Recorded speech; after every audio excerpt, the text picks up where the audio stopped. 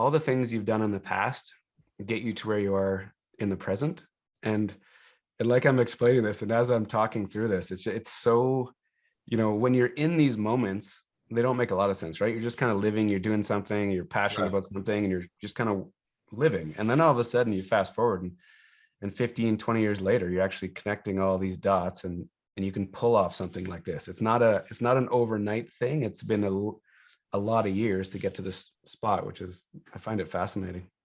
Welcome to Future Driven. I'm Adam Lejeune-Kopp, and on this podcast, we talk about challenges and wins in business. See the vision, drive the future.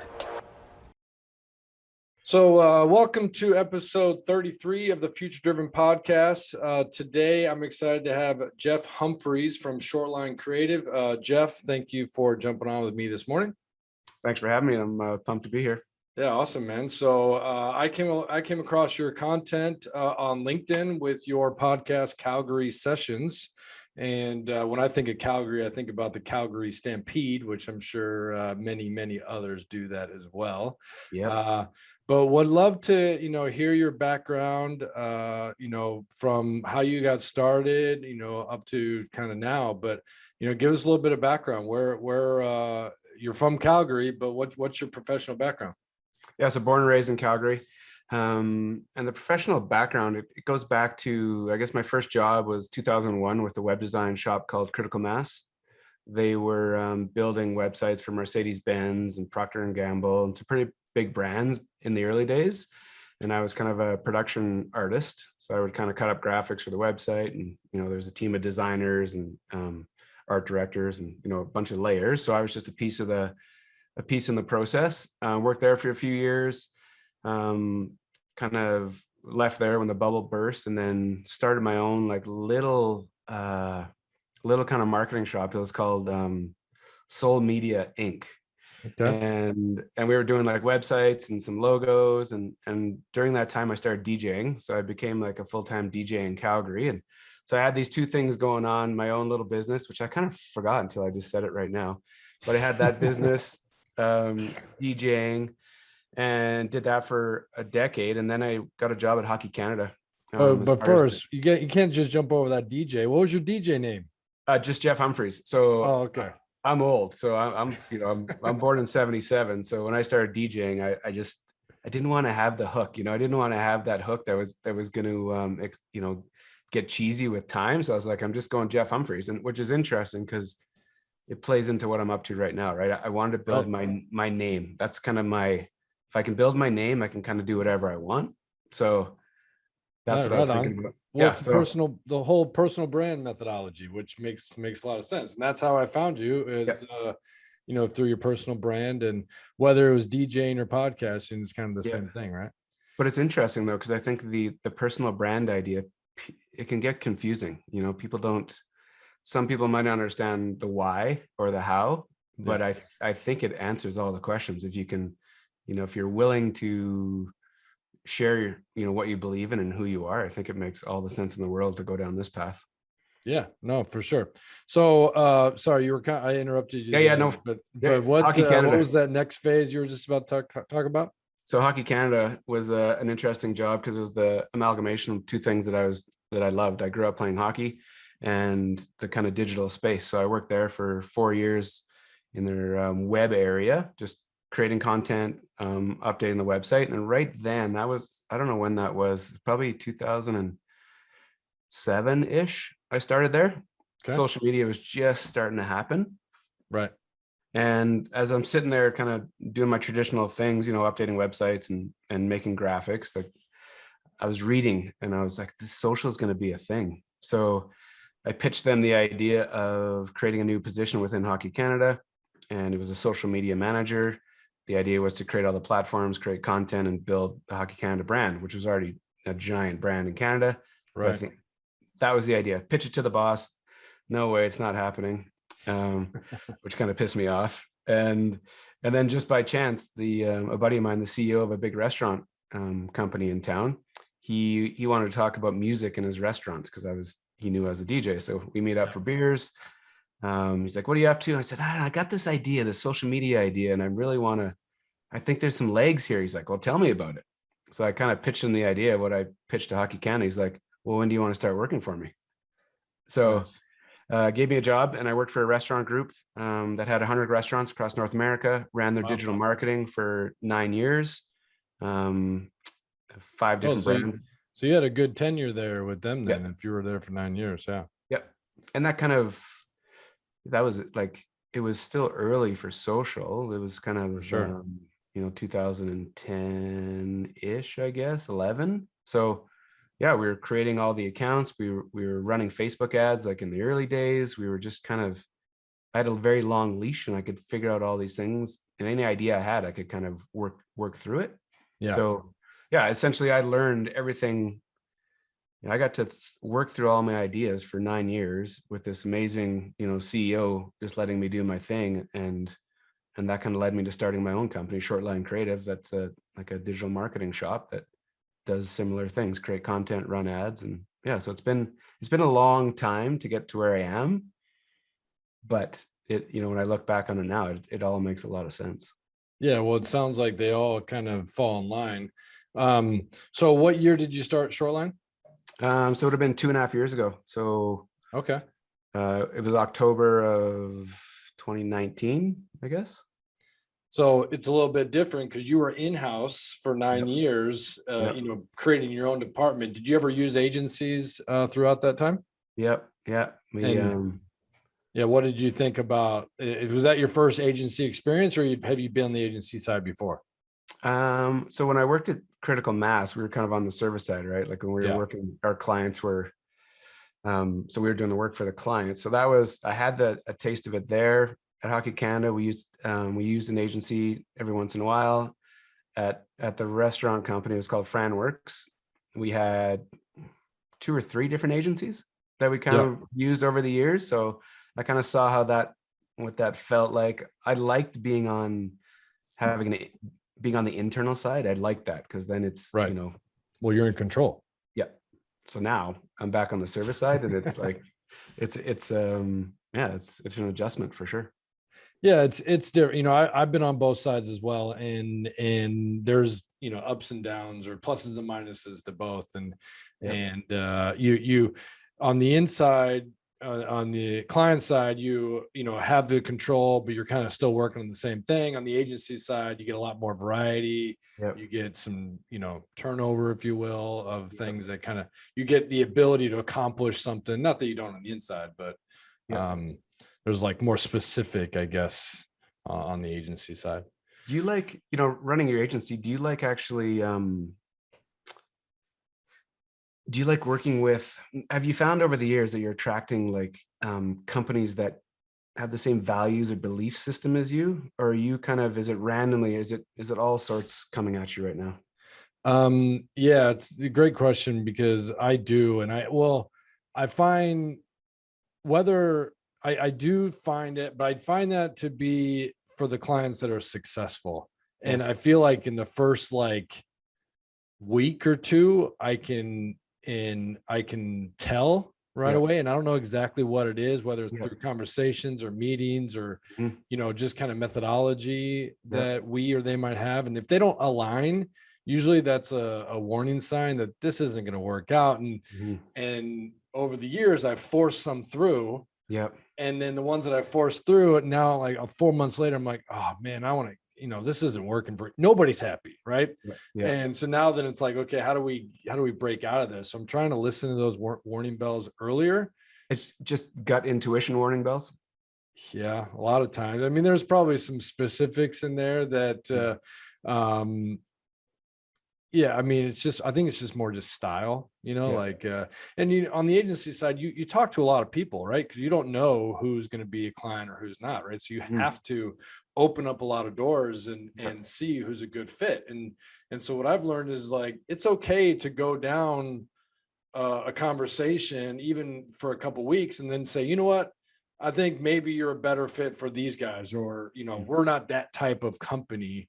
And so I've tried to know that about ourselves and then bring that up earlier and try to, and that, I think that's what happens when you if you're not niche down enough and you don't know exactly the services and you want to try to cater to everything. Like, early I was saying, yep, no problem, we'll do that. Yep, we'll take care of that. And it's like, oh, that doesn't make sense, Mm-hmm. and I think that's the big challenge for, early agency years is not just trying to do the one size fits all. Yep. That's what I was. Because where I'm at and where you're at, like you've kind of worked through all these issues and different scenarios. So it's interesting to hear your perspective on. Yeah, because you said you're in 2.5 years, right? So 2 to 3, so I'm at 5.5 or so. Yep. And that difference is exactly that. And if I could have talked to my future self, I would have said, as painful as it might be, just don't do it. Don't, just listen. And because if you go down a rabbit hole of something that you don't know or whatever, and then you just spend all those hours trying to figure that out, and then you decide I don't like that, and then you just wasted 100 hours to come right back to the things that you like and you're good at. And you might have gotten paid, but that wasn't another, that you didn't find another client and so forth. So that's a big and it's a big thing and I knew it then, right? I knew it totally too. I just didn't want to listen to it. We had to pay some bills. Right, exactly. Because you got to make the things happen. And once you start adding team members, full-time team members, that changes things as well, because because now they believe in me and what we're doing, and that's everything to them. And they've got family that ripples to, if you miss a payday or something, that it's not just one person, it ripples down, right? Totally. But I think that that I don't know what we would call it, but an intuition of just a feeling. Because there's some clients that I feel great about, and I'm like, this is going to be fun. This is going to be great. They're good people. Like, let's go for it. And obviously we all want those. But then the ones that, and it's like, and at first I used to think like it was like they were being malicious about it, but I don't think it's that. I think it's just that they've got their way. And if it doesn't jive, then you're working for them. So it's just more of like, you got to find somebody that fits, or they have to find someone that fits with their vibe. For sure. So you're in the Shortline then. So you started Shortline, you're back on the agency side, which is great. You got all that experience from, so have you gone industry specific? Like, are you in the restaurants, or are you kind of trying to feel that out? Yeah, I'm not industry specific. I do have a couple of restaurants, some kind of clean tech, oil and gas, and kind of like energy transition companies that are trying to figure out methane emissions and carbon credits and ESG. So that's quite a bit. It's pretty random, landscape companies. It's all over the map. And I think the theory of how I like to operate can be transferred into any vertical. And I think it's kind of rooted in, building your brand and telling your brand story the right way. And I think that theory can just be transferred into any business. And, I guess the wild card is ad spend. Some of these businesses don't need to spend money on ads, and in restaurants, they can probably use some ads every once in a while. So it's nothing. I haven't gone after one industry, and so far it's been working good. And with your personal brand, if you will, tied to Calgary, are you trying to stay hyper focused in Calgary and really dominate that region?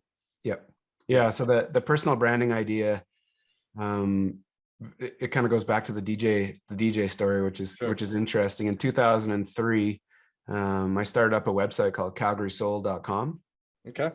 This is before Facebook, before Squarespace, before everything. So I had a buddy at CMAS hard code this website, and this website was an online community that I invited Calgary's best DJs that I knew, that I had access to, and I built them a page. And on that page, they hosted their mixes, they had all their event listings.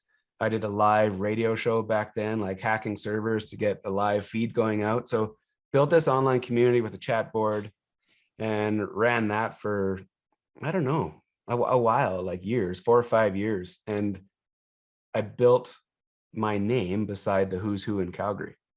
Yeah. And that was my first crack at kind of building my name. And I started getting gigs. So I was able to DJ around town for a decade full time because I built a brand. And are you still DJing now? Not very often. Like I think I played at a club maybe 3.5 years ago. Nice.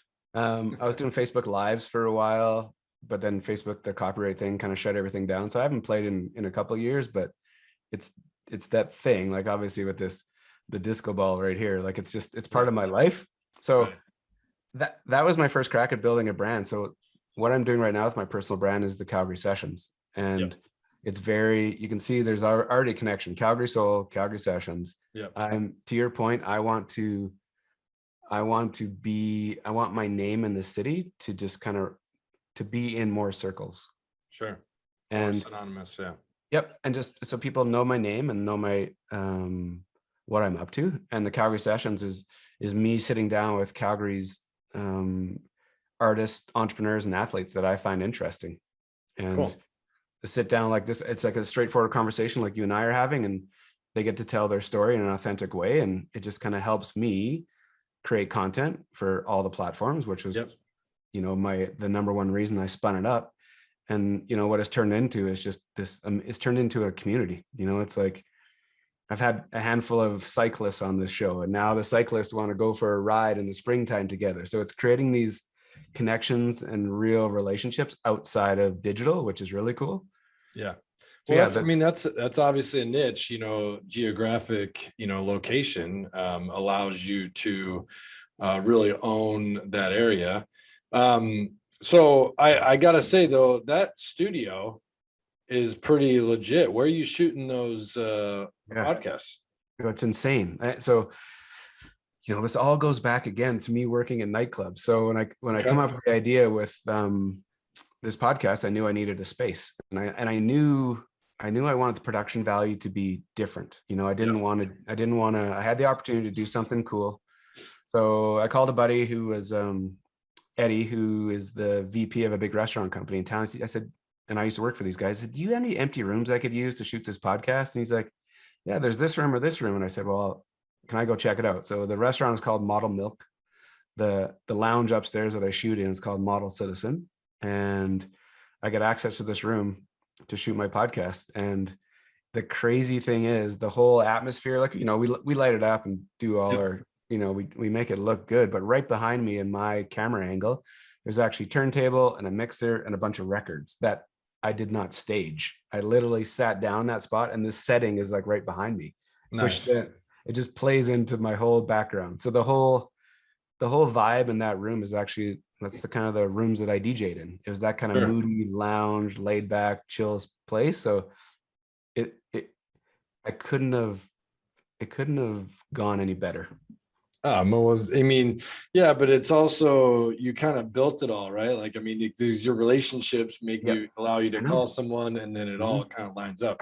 But because I was watching one of the episodes last night, I'm like, man, he lights all those candles. I'm like, it's a full production to have that. And you always have people in person, which is a nice touch, which helps obviously with the Calgary Sessions, and so forth. So that's great. So. And I don't know, I've been thinking about this a lot lately. It's just how all the things you've done in the past get you to where you are in the present. And like I'm explaining this, and as I'm talking through this, it's so, when you're in these moments, they don't make a lot of sense, right? You're just kind of living, you're doing something, you're passionate about something, and you're just kind of living. And then all of a sudden you fast forward and 15, 20 years later, you're actually connecting all these dots, and you can pull off something like this. It's not an overnight thing. It's been a lot of years to get to this spot, which is, I find it fascinating. That's awesome, man. Well, so this podcast is called Future Driven. So what I like to really understand from you is what drives you, after 20 plus years of what drives you forward, and where are you going with all of this, right? And how does all this work together to build, what you're trying to build? Yeah, which is a very interesting question, because I have a tough time thinking about the future. But what I think I'm, at the root of everything, what I'm really up to is trying to build my personal brand as big as I can in Calgary. Yep. And that's the Calgary Sessions. And I'm about to hatch my second idea that's Calgary centric. It's called the Calgary Gems. So I'm creating another Calgary centric product that essentially is going to help build my personal brand and Shortline Creative's brand. So the idea is to build my name as to get it out there as far as I can, and then just build an agency right beside it. And the agency, I don't have a size in mind. I don't have a number in mind, but I just kind of want to have creatives, content creators, writers, just kind of like a creative hub. I want to pull that off. And, eventually I just want to be a resource in the city. When people want to talk digital marketing, they want to talk building a brand. I want to be a resource. It's kind of what I'm up to. And I feel like building that brand will just fuel the business on Shortline side. So yeah, that's the vision. So yeah, I'm just getting started, and it's fun. It's fun to be just getting started right now. Yeah. Which will be, it'll be obviously fun to stay connected with you and in a decade from now to see where this actually ends up. Yeah. Well, I mean, I think it's great. You're doing it the right way, because I stumbled, I feel the same direction, because people don't always want to interact with companies, as I kind of say, like people, companies, especially agencies, and maybe I'm just being too tunnel vision on my own, but like we put out content as an agency and just like nothing happens, right? Like, Yes. and you put it out as a human. Yep. Well, now people actually interact, and then it's different, and you're not kind of like behind a production wall, if you will, as an agency. And so, and being that we're in the small agency mindset, we as, CEOs and founders have to kind of be the spokesman, if you will, and then build up the kind of connection there. And then it all kind of comes back to, you talked about DJing and restaurants and your whole career and how that leads you to where you are today. Like I played rugby my whole, career, and so I just get sports and sports tech and rugby, entities that are coming after us, if you will, or we're going after them because we know it, and it's a niche. But too small in my mind, unfortunately, but it's growing. And that's been a big part of what, but this future driven podcast, I like yours because it's super specific. I'm still really broad with mine, but I kind of like it. Maybe I like steal it, come up with Seattle's version. Like, it's the way you and I are looking at things right now, realizing that people don't necessarily want to buy a company brand. They don't want to do business with that. They want to do business with people, like you said. And I think this thought process is different than a lot of people. And I think that I think creating something similar to the Calgary Sessions that fits your like 3 pillars of interest. Yeah. Being able to have a super chill conversation with people and then have that kind of content going out the door, it's like game over. Yeah. And right now, because I have a mix of agency owners, a mix of entrepreneurs or in-house people. So right now it's just been kind of like a mix of people. I don't know if I can do geography just because of where, we ultimately, my wife and I she's from Vancouver actually. So she wants to get back up to Canada and so forth. But that's kind of like my internal struggle I'm trying to figure out. And how it is, like trying to find guests and be methodical about it. And I randomly hit you up and you were kind of like, hey, well, why do you want to talk to me? I'm like, because but you didn't understand like the other side of it, where I had seen your videos and understood kind of what you're doing. And I was like, hey, this guy would be an interesting conversation to, and we're like-minded and have similar backgrounds, which I found interesting. Which is really cool because it goes back to, again, building a personal brand, creating content and putting it out there, right? This is, everything gets aligned all of a sudden, like-minded people connect like randomly, and you instantly know just by cadence or tone or message, you're like, I get this person. Yeah. And No, that's awesome, man. So I kind of jumped over this in the beginning, but are you on the creative side have you always kind of been on the creative side? Yeah. So like I went to this super little school, this 12-month program that learned all the Adobe suite. So kind of like a loose graphic design background. So kind of hands on the tools, Illustrator, Photoshop, kind of all of them. So that's where my background really is. Yeah. And then, as I when I went internal and it was kind of just a part of these marketing teams, that's when I started being less on the tools. But now fast forward, start my own business with no help. I'm back on the tools. So yeah. You're back. Well, like I was telling you off camera, the quicker you can remove yourself from that.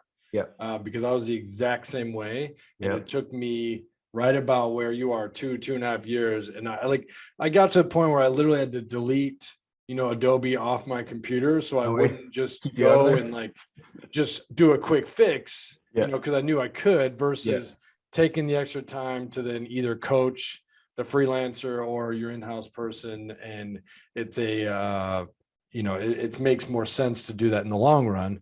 For sure. Fortunate enoughly, now I've got 2 in-house creative, and we also leverage services like Design Pickle and some others to produce a bunch of stuff. So that's a big part of that for me. It was so it was obviously tough at first, but then after like 3 months, I'm like, oh, this is so amazing. Mm-hmm. And then it was more, now I just spend my whole life in screen capture and drawing, do this, get rid of this, do this over here. Totally. That's kind of like the day-to-day, or if it's in Google Slides, which we do a lot of those presentations, I can jump in there, but still I'm trying to, just make comments, let them do it, and go from there. And I agree. And I, my guy that works with me, his name's Brian, and Brian is a gifted writer, photographer, and videographer.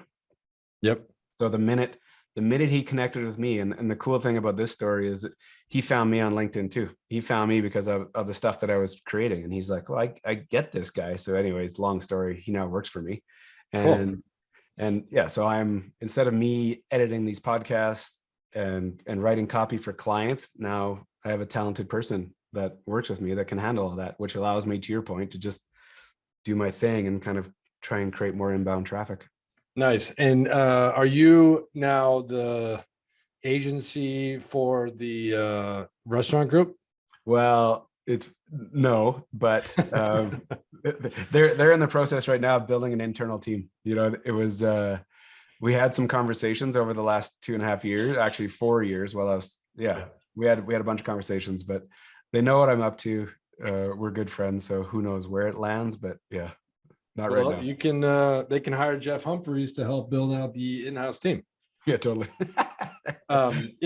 So I'm not sure if you're thinking about that, but that's the kind of the direction I'm going with the personal brand is, building content, building awareness, but make myself available. So that I would be essentially a gun for hire in-house for other organizations. And then separate I've already got a couple of those kind of scenarios where I'm separating myself from the agency, where the agency can be hired, of course, and that come with that, but maybe they have their own in-house team already, or they work with a different agency that doesn't quite fit what we can do. And they just need the strategy and the overall direction. That's a interesting kind of angle that I'm trying to take, as and that's been like my whole, to kind of jump really quick, but my father's career is that's what he's done. He's always worked for other people, but he's built this personal brand, and in a kind of old school way, not on social and anything, but just be known for what he does. And he's done that now for 50 years, where he just jumps into internal organizations, gets them set up for a year or two, and then he moves on to the next one.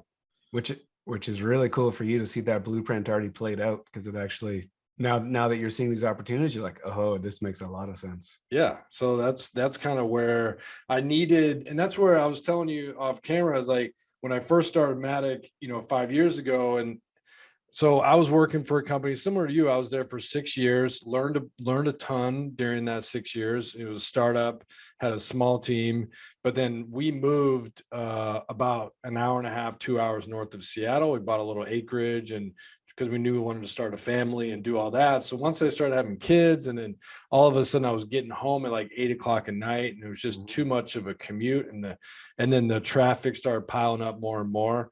Yeah. And so we just decided to do it. And I thought I would just be like a one person kind of gun for hire. And then it quickly, without even knowing, it grew to like the agency model. Yep. And I knew I didn't want to have to do it all myself. And I liked collaborating with others and so forth. Yep. Do you think do you have a ceiling in mind as far as how big the agency gets? Yeah, I do. Mostly because I'm just being realistic with the time and the effort and the risk that's involved to get to a certain level. Yep. And having that balance with the family life and everything. Because even if you said to me, if you could, 5 times my agency tomorrow, well, what does that do for the team, the personnel? What does that do for payroll? It's just all those things in mind. So I've had this kind of nice, like 10-15% growth each year. And it feels like a good, like steady. So I don't know if I have necessarily a ceiling, because I don't know if I'll be able to get to the goals that I have, but it's more of like being realistic that it's okay. For me, it's okay that where I want to go is going to take another 8 years.